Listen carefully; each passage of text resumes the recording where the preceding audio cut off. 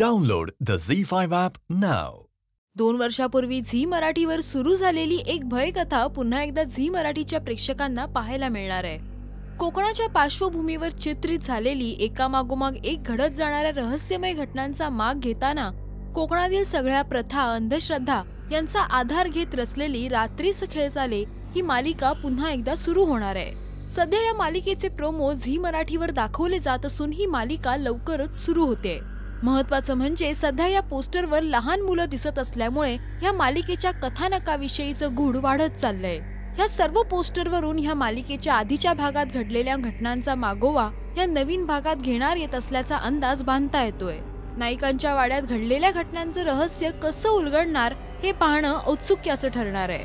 Zee मराठीच्या social मीडियावर post झालेल्या विविध पोस्टर्सवर गूढ पद्धतीचे कॅप्शन्स देण्यात आले आहेत. त्यामुळे प्रेक्षकांची उत्सुकता वाढतेच आहे.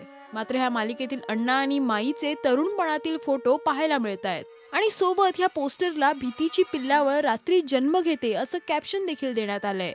या पोस्टरमुळे प्रेक्षकांची उत्सुकता वाढेल हे नक्की.